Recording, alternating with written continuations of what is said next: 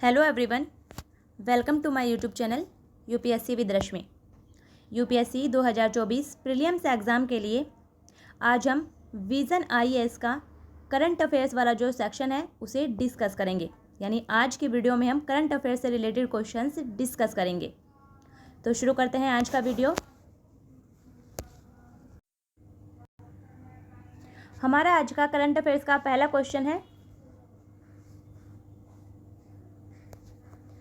आयुष्मान भारत प्रधानमंत्री जन आरोग्य योजना। आयुष्मान भारत प्रधानमंत्री जन आरोग्य योजना के संदर्भ में निम्नलिखित कथनों पर विचार कीजिए। कथन नंबर 1 है, यह विश्व का सबसे बड़ा सरकार द्वारा वित्त पोषित स्वास्थ्य सेवा कार्यक्रम है। तो ये कथन हमारा बिल्कुल सही है। जो आयुष्मान भारत प्रधानमंत्री जन आरोग्य योजना है वह विश्व का सबसे बड़ा सरकार के द्वारा वित्त पोषित स्वास्थ्य सेवा कार्यक्रम है, इसलिए कथन 1 हमारा बिल्कुल सही है। कथन नंबर 2 है, इस योजना के अंतर्गत लाभार्थियों की पहचान सामाजिक, आर्थिक और जातिगत जनगणना 2011 के आधार पर की जाएगी। तो ये कथन भी हमारा बिल्कुल सही है। आयुष्मान भारत प्रधानमंत्री जन आरोग्य योजना के अंतर्गत लाभार्थियों की पहचान सामाजिक, आर्थिक और जातिगत जनगणना 2011 के आधार पर की जाएगी। कथन नंबर 3 है, इसके कार्यान्वयन के लिए राष्ट्रीय स्वास्थ्य प्राधिकरण यानी national health authority nodal agency है। तो ये कथन भी हमारा बिल्कुल सही है। आयुष्मान भारत प्रधानमंत्री जन आरोग्य योजना की जो नोडल एजेंसी है वो है राष्ट्रीय स्वास्थ्य प्राधिकरण यानी नेशनल हेल्थ अथॉरिटी, इसलिए कथन नंबर 3 भी हमारा बिल्कुल सही है। हमारा सही आंसर होगा, तीनों ही कथन बिल्कुल सही हैं, यानी ऑप्शन नंबर डी हमारा सही आंसर है। और इसमें क्या है, ये आयुष्मान भारत प्रधानमंत्री जन आरोग्य योजना में अस्पतालों में द्वितीयक और तृतीयक सेवाओं के लिए स्वास्थ्य सेवाओं के लिए प्रति परिवार प्रतिवर्ष 5 लाख रुपए तक का बीमा कवर प्रदान किया गया है। तो ये पॉइंट भी आपको ध्यान रखना है। अब देखते हैं नेक्स्ट क्वेश्चन। नेक्स्ट क्वेश्चन है हमारा, हाल ही में जारी की गई विश्व वैश्विक आर्थिक संभावना रिपोर्ट यानी ग्लोबल इकोनॉमिक प्रोस्पेक्टस रिपोर्ट के संदर्भ में निम्नलिखित कथनों पर विचार कीजिए। कथन नंबर 1 है, यह अंतर्राष्ट्रीय मुद्रा कोष के द्वारा जारी की जाती है। तो ये कथन हमारा गलत है। क्यों? क्योंकि ग्लोबल इकोनॉमिक प्रोस्पेक्टस रिपोर्ट विश्व बैंक के द्वारा जारी की जाती है, ना कि अंतर्राष्ट्रीय मुद्रा कोष के द्वारा। तो कथन 1 हमारा गलत है। कथन नंबर 2 है, इसे वर्ष में एक बार जारी किया जाता है। तो ये कथन भी हमारा गलत है, क्योंकि वैश्विक आर्थिक संभावना रिपोर्ट को वर्ष में 2 बार जारी किया जाता है, इसलिए हमारा सही आंसर होगा ना तो 1 और ना ही 2, यानी कोई भी कथन सही नहीं है। हमारा सही आंसर ऑप्शन नंबर डी। अब देखते हैं नेक्स्ट क्वेश्चन। नेक्स्ट क्वेश्चन है हमारा क्वेश्चन नंबर 7, जो करंट अफेयर से रिलेटेड है। कौन सा ओजोन क्षयकारी पदार्थ है? नंबर 1 है methyl bromide, number 2 hydrobromofluorocarbon, number 3 carbon tetrachloride और नंबर 4 मिथाइल क्लोरोफॉर्म। इनमें से कौन से ओजोन क्षयकारी पदार्थ हैं? तो ओजोन क्षयकारी पदार्थ में आते हैं CFC यानी chlorofluorocarbon, hydrobromofluorocarbon, hydrochlorofluorocarbon, hydrobromofluorocarbon, methyl bromide, methyl chloroform और कार्बन टेट्राक्लोराइड हेलोन्स, ये सभी ओजोन क्षयकारी पदार्थ हैं। तो हमारा सही आंसर होगा ऑप्शन नंबर डी, सभी ओजोन क्षयकारी पदार्थ हैं। नेक्स्ट क्वेश्चन है, हाल ही में सुर्खियों में रहे USB टाइप C कनेक्टर यानी यूनिवर्सल सीरियल बस टाइप C कनेक्टर के संदर्भ में निम्नलिखित कथनों पर विचार कीजिए। कथन नंबर 1 है, यह प्रतिवर्तीयता के साथ एक 2 तरफा कनेक्टर है। तो ये कथन हमारा बिल्कुल सही है। जो USB टाइप C कनेक्टर है वो प्रतिवर्तीयता के साथ एक 2 तरफा कनेक्टर है। यह पूर्व के USB प्रकारों के साथ बैकवर्ड कंपेटेबल नहीं है। तो ये कथन भी हमारा बिल्कुल सही है। जो USB टाइप C कनेक्टर है वो पहले के USB प्रकारों के साथ बैकवर्ड कंपेटेबल नहीं है। हमारा सही आंसर होगा, दोनों ही कथन बिल्कुल सही हैं, यानी ऑप्शन नंबर C हमारा सही आंसर है। और इसका उद्देश्य क्या था, ये क्यों चर्चा में है? क्योंकि मार्च 2025 तक हमें सभी इलेक्ट्रॉनिक उपकरणों के लिए एक साझा चार्जिंग पॉइंट प्रदान करना है। इसके लिए लाया गया है USB टाइप C कनेक्टर, ताकि मार्च 2025 तक जो इलेक्ट्रॉनिक उपकरण हैं उन्हें एक ही चार्जिंग पॉइंट प्रदान किया जा सके, जिससे उपभोक्ता की जो एक से अधिक चार्जर रखने की प्रवृत्ति है उस पर अंकुश लगेगा और इससे ई अपशिष्ट में भी कमी आएगी। तो ये इसका उद्देश्य है, ये भी ध्यान रखना है। अब देखते हैं नेक्स्ट क्वेश्चन। नेक्स्ट क्वेश्चन है हमारा बोस-आइंस्टीन कंडेंसेट। बोस-आइंस्टीन कंडेंसेट, जिसे प्राय पदार्थ की पांचवी अवस्था कहा जाता है, उसके संदर्भ में निम्नलिखित कथनों में से कौन से कथन सही हैं? सबसे पहले तो आपको यही ध्यान रखना है कि पदार्थ की पांचवी अवस्था कौन सी है, बोस-आइंस्टीन कंडेंसेट। कथन नंबर 1 है अल्बर्ट आइंस्टीन और भारतीय भौतिक वैज्ञानिक जगदीश चंद्र बोस ने इसके अस्तित्व की अवधारणा प्रस्तुत की थी। तो ये कथन हमारा गलत है, क्योंकि अल्बर्ट आइंस्टीन और भारतीय गणितज्ञ सत्येंद्र नाथ बोस ने इसके अस्तित्व की अवधारणा प्रस्तुत की थी, ना कि जगदीश चंद्र बोस ने। इसलिए कथन 1 हमारा गलत है। कथन नंबर 2 है इसका निर्माण तब होता है जब कुछ तत्वों के परमाणुओं को विशेष तापमान पर गर्म किया जाता है। तो ये कथन भी हमारा गलत है। क्यों? क्योंकि इसका निर्माण तब होता है जब कुछ तत्वों के परमाणुओं को परम शून्य तापमान पर ठंडा किया जाता है, ना कि गर्म किया जाता है। इसलिए कथन 2 भी हमारा गलत है।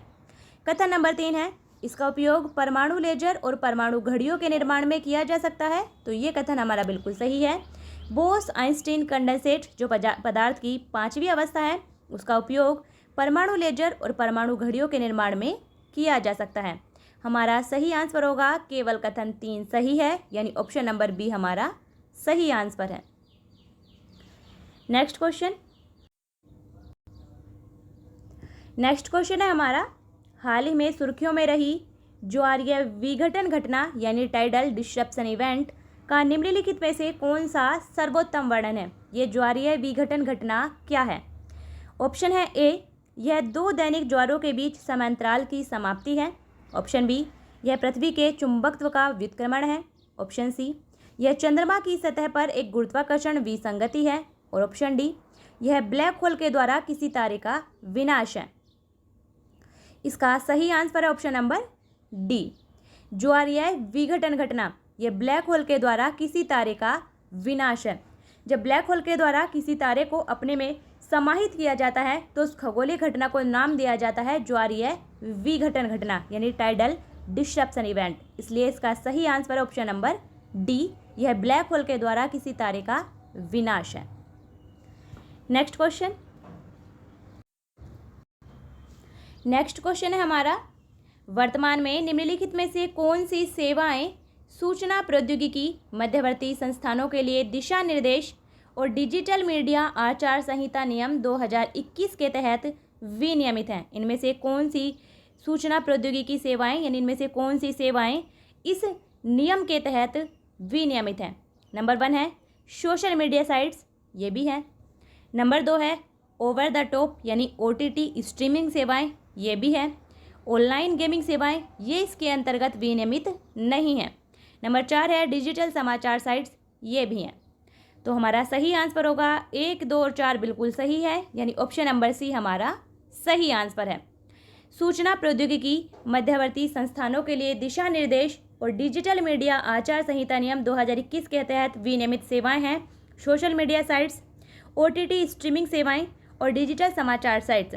जबकि हाल ही में केंद्रीय सूचना और प्रौद्योगिकी मंत्रालय के द्वारा ऑनलाइन गेमिंग सेवाओं के संदर्भ में कुछ दिशा निर्देश जारी किए गए थे, और वो थे कि ऑनलाइन गेमिंग सेवाएं प्रदान करने वाली जो भी कंपनियां हैं वो इन गेम के परिणामों पर कोई भी सट्टेबाजी नहीं कर सकती हैं। इसलिए चर्चा में था, इसलिए हमारा सही आंसर ऑप्शन नंबर सी। इसके लिए दिशा निर्देश जारी किए गए हैं, ये इस नियम के तहत विनियमित नहीं है। तो हमारा सही आंसर है option number C. Next question देखते हैं। नेक्स्ट क्वेश्चन है हमारा निम्नलिखित में से कौन किसी बैंक को भारत में घरेलू प्रणालीगत महत्वपूर्ण बैंक यानी DSIB domestic systematic important bank के रूप में नामित करता है? ऑप्शन है ए वित्त मंत्रालय, ऑप्शन बी भारतीय रिजर्व बैंक, ऑप्शन सी भारतीय बैंक संघ और ऑप्शन डी भारतीय प्रतिभूति और विनिमय बोर्ड। इसका सही आंसर ऑप्शन नंबर बी, भारतीय reserve bank. Reserve bank of India Bharat में घरेलू प्रणालीगत महत्वपूर्ण बैंक के रूप में किसी बैंक को नामित करता है। और ये क्यों चर्चा में था? क्योंकि हाल ही में रिजर्व बैंक के द्वारा घोषणा की गई थी कि भारतीय स्टेट बैंक, ICICI बैंक और HDFC बैंक, इन तीनों बैंकों को डोमेस्टिक सिस्टमैटिक इम्पोर्टेंट बैंक के रूप में बनाए रखा जाएगा, इसीलिए ये चर्चा में था। नेक्स्ट क्वेश्चन है, यह दुनिया के सबसे सक्रिय ज्वालामुखियों में से एक है जिसमें हाल ही में पुनः विस्फोट हुआ है। यह दुनिया के सबसे बड़े सक्रिय ज्वालामुखी मोना लोआ के पास अवस्थित है। उपयुक्त परिच्छेद में निम्नलिखित में से किस ज्वालामुखी का वर्णन किया जा रहा है? ऑप्शन है A mount Kilauea, option B mount Stromboli, option C mount Vesuvius और ऑप्शन डी माउंट एटना। इसका सही आंसर होगा option number A, mount Kilauea. जो ये माउंट ज्वालामुखी है, मोना लोआ ज्वालामुखी है, ये हवाई द्वीप में है और माउंट क्लाउआ ज्वालामुखी भी हवाई द्वीप में है। तो दुनिया के सबसे सक्रिय ज्वालामुखी में से एक वो है माउंट क्लाउआ ज्वालामुखी, जिसमें हाल ही में पुनः विस्फोट हुआ था। और ये दुनिया के सबसे बड़े सक्रिय ज्वालामुखी मोना लोआ के पास ही अवस्थित है, इसलिए इसका सही आंसर होगा ऑप्शन नंबर ए, माउंट क्लाउआ। और ये हवाई द्वीप में है, ये भी आपको ध्यान रखना है। नेक्स्ट क्वेश्चन है, वैश्विक जोखिम धारणा सर्वेक्षण पर आधारित वार्षिक रिपोर्ट वैश्विक जोखिम रिपोर्ट 2023 यानी ग्लोबल रिस्क रिपोर्ट 2023 हाल ही में किस संस्था के द्वारा जारी की गई है? तो ये हर बार रिपोर्ट जारी की जाती है, हर साल जारी की जाती है, 2023 हो या 2024। वैश्विक जोखिम रिपोर्ट 2024 मान लीजिए। तो ये किस संस्था के द्वारा जारी की गई है? ये जारी की गई है विश्व आर्थिक मंच के द्वारा, यानी ऑप्शन नंबर बी हमारा सही आंसर है। वर्ल्ड इकोनॉमिक फोरम के द्वारा ये रिपोर्ट जारी की जाती है हर वर्ष, वैश्विक जोखिम रिपोर्ट यानी ग्लोबल रिस्क रिपोर्ट, इसलिए हमारा सही आंसर है option number B. Next question है, हाल के दिनों में प्राण पोर्टल निरंतर सुर्खियों में रहा है। निम्नलिखित कथनों में से कौन सा इसके उद्देश्य को सर्वोत्तम रूप से स्पष्ट करता है? ऑप्शन है ए, यह राष्ट्रीय स्वच्छ वायु कार्यक्रम के कार्यान्वयन की निगरानी के लिए निर्मित एक पोर्टल है। ऑप्शन बी, यह दूर दराज के क्षेत्रों जहां शिक्षा का भौतिक बुनियादी ढांचा मौजूद नहीं है उसमें ऑनलाइन शिक्षा प्रदान करेगा। ऑप्शन सी, यह ग्राम पंचायतों को अपनी ग्राम पंचायत विकास योजना तैयार करने और उसे कार्यान्वित करने के लिए एक एकल इंटरफेस प्रदान करेगा। और ऑप्शन नंबर डी, यह राज्य सरकार के सेवानिवृत्त कर्मचारियों को पेंशन का समस्या रहित वितरण सुनिश्चित करेगा। तो इसका सही आंसर होगा ऑप्शन नंबर ए, प्राण पोर्टल। ये राष्ट्रीय स्वच्छ वायु कार्यक्रम के कार्यान्वयन की निगरानी के लिए निर्मित एक पोर्टल है। और राष्ट्रीय स्वच्छ वायु कार्यक्रम शुरू किया गया था केंद्र सरकार के द्वारा 2019 में देश में व्यापक स्तर पर वायु प्रदूषण से निपटने के लिए, यह भी आपको ध्यान रखना है। नेक्स्ट क्वेश्चन देखते हैं। नेक्स्ट क्वेश्चन है, भारत में मोटे अनाज के उत्पादन के संदर्भ में निम्नलिखित कथनों पर विचार कीजिए। कथन नंबर 1 है, गेहूं और धान की तुलना में राष्ट्रीय स्तर पर इनकी प्रति हेक्टेयर पैदावार कम है। तो ये कथन हमारा बिल्कुल सही है। भारत में गेहूं और धान की तुलना में राष्ट्रीय स्तर पर मोटे अनाज की प्रति हेक्टेयर पैदावार कम है। कथन नंबर 2 है, पिछले 2 दशकों के दौरान भारत में इनका उत्पादन कम हुआ है। तो ये कथन भी हमारा सही है। पिछले 20 सालों के दौरान भारत में इनका उत्पादन कम हुआ है, इसलिए हमारा सही आंसर होगा ऑप्शन नंबर सी। दोनों ही कथन बिल्कुल सही हैं। और ये क्यों चर्चा में था? क्योंकि 2013 को वर्ष 2023 को संयुक्त राष्ट्र ने मोटे अनाज का अंतर्राष्ट्रीय वर्ष घोषित किया था, इसलिए ये चर्चा में था। आपको ध्यान रखना है कि वर्ष 2023 को संयुक्त राष्ट्र के द्वारा मोटे अनाज का अंतर्राष्ट्रीय वर्ष घोषित किया गया था। नेक्स्ट क्वेश्चन है हमारा, रक्षा क्षेत्र के संदर्भ में very short range air defence system missile से संबंधित निम्नलिखित कथनों पर विचार कीजिए। ये एक मिसाइल है, very short range air defence system. कथन नंबर 1 है, यह सतह से हवा में मार करने वाली पोर्टेबल मिसाइल है। तो ये कथन हमारा बिल्कुल सही है। Very short range air defence system missile, सतह से हवा में मार करने वाली एक पोर्टेबल मिसाइल है। कथन 1 हमारा बिल्कुल सही है। कथन नंबर 2 है, इसे रक्षा समझौते के तहत इजराइल से खरीदा जा रहा है। तो ये कथन हमारा गलत है। इसे DRDO के द्वारा स्वदेशी रूप से विकसित किया गया है, इसलिए कथन 2 हमारा गलत है। हमारा सही आंसर होगा केवल कथन 1 सही है, यानी ऑप्शन नंबर ए हमारा सही आंसर है। नेक्स्ट क्वेश्चन है हमारा, सोवरेन ग्रीन बॉन्ड के संदर्भ में निम्नलिखित कथनों पर विचार कीजिए। सोवरेन ग्रीन बॉन्ड जारी किए जाते हैं रिजर्व बैंक के द्वारा, ये आपको ध्यान रखना है। कथन नंबर 1 है, ये बॉन्ड 5 वर्ष और 10 वर्ष की परिपक्वता अवधि के साथ जारी किए जाते हैं। तो ये कथन हमारा बिल्कुल सही है। सोवरेन ग्रीन बॉन्ड 5 वर्ष और 10 वर्ष की परिपक्वता अवधि के साथ जारी किए जाते हैं। कथन 1 हमारा बिल्कुल सही है। कथन नंबर 2 है, इनका द्वितीयक बाजार में व्यापार किया जा सकता है। तो ये कथन भी हमारा बिल्कुल सही है। सोवरेन ग्रीन बॉन्ड का द्वितीयक बाजार में व्यापार किया जा सकता है। कथन नंबर 3 है, अभी तक अनिवासी भारतीयों को इनमें निवेश करने की अनुमति प्रदान नहीं की गई है। तो ये कथन हमारा गलत है, क्योंकि अनिवासी भारतीयों को भी सोवरेन ग्रीन बॉन्ड में निवेश करने की अनुमति प्रदान की गई है, इसलिए कथन 3 हमारा गलत है। हमारा सही आंसर होगा केवल कथन 1 और 2 सही है, यानी ऑप्शन नंबर बी हमारा सही आंसर है। नेक्स्ट क्वेश्चन देखते हैं। नेक्स्ट क्वेश्चन है हमारा, ग्रे हाइड्रोजन। ग्रे हाइड्रोजन के संदर्भ में निम्नलिखित कथनों पर विचार कीजिए। ग्रे हाइड्रोजन हाइड्रोजन का सबसे सामान्य रूप है, यह आपको ध्यान रखना है। कथन नंबर 1 है, यह स्टीम रिफॉर्मिंग नामक प्रक्रिया के माध्यम से प्राकृतिक गैस या मीथेन से उत्पन्न होता है। तो ये कथन हमारा बिल्कुल सही है। ग्रे हाइड्रोजन स्टीम रिफॉर्मिंग नामक प्रक्रिया के माध्यम से प्राकृतिक गैस या मीथेन से उत्पन्न होता है। कथन नंबर 2 है, ऑक्सीजन की उपस्थिति में दहन करने पर उत्पन्न होने वाले विशिष्ट ग्रे धुएं के कारण इसे ग्रे हाइड्रोजन कहा जाता है। तो ये कथन हमारा गलत है। जब हाइड्रोजन को ऑक्सीजन की उपस्थिति में दहन किया जाता है तो उससे जल उत्पन्न होता है। तो ऑक्सीजन की उपस्थिति में हाइड्रोजन के दहन करने पर जल उत्पन्न होता है। फिर इसे ग्रे हाइड्रोजन क्यों कहा जाता है? इसे ग्रे हाइड्रोजन कहा जाता है इसकी उत्पादन प्रक्रिया के आधार पर। इसकी उत्पादन प्रक्रिया के आधार पर इसे ग्रे हाइड्रोजन नाम दिया गया है, ना कि किसी विशिष्ट ग्रे धुएं के कारण। इसलिए कथन 2 हमारा गलत है। हमारा सही आंसर होगा केवल कथन 1 सही है, यानी ऑप्शन नंबर ए हमारा सही आंसर है। नेक्स्ट क्वेश्चन है हमारा, प्रधानमंत्री गरीब कल्याण अन्न योजना के संदर्भ में निम्नलिखित कथनों पर विचार कीजिए।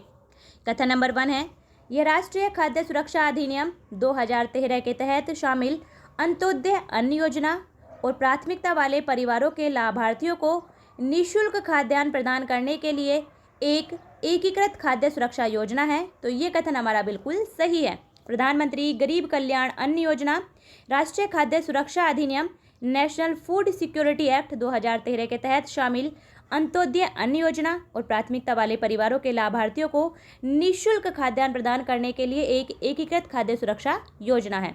कथन 1 हमारा बिल्कुल सही है। कथन नंबर 2 है, लाभार्थियों को रियायती कीमतों पर खाद्यान्न भी प्राप्त होगा। तो ये कथन हमारा गलत है। इस प्रावधान को समाप्त कर दिया गया है। लाभार्थियों को कोई भी रियायती कीमत पर खाद्यान्न प्राप्त नहीं होगा, बल्कि निःशुल्क प्राप्त होगा जो भी लाभार्थी होंगे। तो कथन 1 हमारा सही है और कथन 2 हमारा गलत है। हमारा सही आंसर होगा केवल कथन 1 सही है, यानी ऑप्शन नंबर ए हमारा सही आंसर है। नेक्स्ट क्वेश्चन है, हाल ही में भारतीय खाद्य सुरक्षा और मानक प्राधिकरण यानी FSSAI food security and standard authority of India सुर्खियों में था। ये किस मंत्रालय के अंतर्गत आता है? ऑप्शन है ए स्वास्थ्य और परिवार कल्याण मंत्रालय, ऑप्शन बी खाद्य प्रसंस्करण उद्योग मंत्रालय, ऑप्शन सी वाणिज्य और उद्योग मंत्रालय और ऑप्शन डी यह एक स्वतंत्र निकाय है और किसी भी मंत्रालय का हिस्सा नहीं है। इसका सही आंसर होगा ऑप्शन नंबर ए। FSSAI यानी food security and standard authority of India ये स्वास्थ्य और परिवार कल्याण मंत्रालय के अंतर्गत कार्य करता है, इसलिए इसका सही answer option number A. Next next question है डिजिटल इंडिया भूमि अभिलेख आधुनिकीकरण कार्यक्रम, यानी digital India land record modernisation programme, इसके संदर्भ में निम्नलिखित कथनों पर विचार कीजिए। कथन नंबर 1 है यह ग्रामीण विकास मंत्रालय के तहत एक केंद्रीय क्षेत्र की योजना है, तो ये कथन हमारा बिल्कुल सही है। डिजिटल इंडिया भूमि अभिलेख आधुनिकीकरण कार्यक्रम ग्रामीण विकास मंत्रालय के तहत एक केंद्रीय क्षेत्र की योजना है, सेंट्रल सेक्टर स्कीम है। कथन नंबर 2 है इसका उद्देश्य भूमि अभिलेखों का कंप्यूटरीकरण करना है, तो ये कथन भी हमारा बिल्कुल सही है। इसका उद्देश्य भूमि अभिलेखों का कंप्यूटरीकरण करना है। हमारा सही आंसर होगा, दोनों ही कथन बिल्कुल सही हैं, यानी ऑप्शन नंबर सी हमारा सही आंसर है। नेक्स्ट क्वेश्चन है हाल ही में भारतीय पुरातत्व सर्वेक्षण ने नालंदा महाविहार में दानात्मक यानी व्रतानुष्ठित स्तूपों की खोज की थी। इस संदर्भ में नालंदा महाविहार से संबंधित निम्नलिखित कथनों पर विचार कीजिए। कथन नंबर 1 है ह्वेनसांग और इत सिंह दोनों ने इसका दौरा किया था, तो ये कथन हमारा बिल्कुल सही है। चीनी बौद्ध तीर्थयात्री थे ह्वेनसांग और इत सिंह, इन दोनों ने ही नालंदा महाविहार का दौरा किया था। और ह्वेनसांग ने अपने जो वृत्तांत थे उसमें बताया था कि नालंदा महाविहार की स्थापना शक्रादित्य के द्वारा की गई थी, जो कि एक गुप्त शासक थे जिन्हें कुमारगुप्त प्रथम के नाम से जाना जाता था। तो ये पॉइंट भी आपको ध्यान रखना है। नालंदा महाविहार की स्थापना गुप्त वंश के शासक कुमारगुप्त प्रथम के द्वारा की गई थी। कथन नंबर 2 है इसे गुप्त और पाल दोनों राजवंशों का संरक्षण प्राप्त था, तो ये कथन भी इसका बिल्कुल सही है। नालंदा महाविहार को गुप्त शासक और पाल शासक दोनों ही राजवंशों का संरक्षण प्राप्त था। कथन नंबर 3 है यह यूनेस्को की एक विश्व धरोहर स्थल है, तो ये कथन भी हमारा बिल्कुल सही है। नालंदा यूनेस्को की विश्व धरोहर सूची में शामिल किया गया है, इसलिए हमारा सही आंसर होगा। तीनों ही कथन बिल्कुल सही हैं, यानी ऑप्शन नंबर डी हमारा सही आंसर है। और यहाँ आपको एक और पॉइंट ध्यान रखना है, नालंदा के विकास के लिए एक योजना भी शुरू की गई है, और वो है स्वदेश दर्शन योजना 2.0, जिसमें गया और नालंदा को विकसित किया जाएगा। इसका उद्देश्य है इन सांस्कृतिक महत्व के स्थलों को पर्यटन के दृष्टिकोण से विकसित करना, तो ये पॉइंट भी आपको ध्यान रखना है। नालंदा के लिए योजना शुरू की गई है स्वदेश दर्शन योजना 2.0। नेक्स्ट क्वेश्चन देखते हैं। नेक्स्ट क्वेश्चन है ऐप आधारित भुगतान प्रणालियों को बढ़ावा देने के लिए केंद्र द्वारा उठाए गए कदमों के संदर्भ में निम्नलिखित कथनों पर विचार कीजिए। कथन नंबर 1 है यूपीआई लाइट भारतीय राष्ट्रीय भुगतान निगम national payment corporation of India द्वारा प्रदान की गई एक ऑन डिवाइस वॉलेट सुविधा है, जो उपयोगकर्ताओं को 1000 रुपये तक के कम मूल्य के ऑफलाइन भुगतान करने की अनुमति देती है, तो ये कथन हमारा गलत है। क्यों? क्योंकि यूपीआई लाइट भारतीय राष्ट्रीय भुगतान निगम के द्वारा प्रदान की गई एक ऑन डिवाइस वॉलेट सुविधा है, इतना बिल्कुल सही है, लेकिन ये उपयोगकर्ताओं को 200 रुपये तक के कम मूल्य के ऑफलाइन भुगतान करने की अनुमति देती है, ना कि 1000 रुपये, इसलिए कथन 1 हमारा गलत है। कथन नंबर 2 है एनआरई यानी अनिवासी बाह्य खाते वाले सभी अनिवासी भारतीय एनआरआई अपने अंतर्राष्ट्रीय मोबाइल नंबरों से यूपीआई प्लेटफॉर्म का उपयोग कर सकते हैं, तो ये कथन भी हमारा गलत है, क्योंकि एनआरई खाते वाले सभी अनिवासी भारतीय नहीं, केवल 10 देशों के अनिवासी भारतीय अपने अंतर्राष्ट्रीय मोबाइल नंबरों से यूपीआई प्लेटफॉर्म का उपयोग कर सकते हैं, इसलिए हमारा सही आंसर होगा। कोई भी कथन सही नहीं है, यानी ऑप्शन नंबर डी हमारा सही आंसर है। तो ये था हमारा आज का वीडियो, जिसमें हमने जो विजन आईएएस का एक टेस्ट था उसके सभी करंट अफेयर्स के क्वेश्चन डिस्कस किए हैं। अच्छे से पढ़िए, रिवाइज कीजिए। आपका जो भी क्वेश्चन हो या जो भी डाउट हो आप कमेंट बॉक्स में लिख सकते हैं। वीडियो को शेयर कीजिए। फिर मिलते हैं नेक्स्ट वीडियो में, तब तक के लिए बेस्ट ऑफ लक।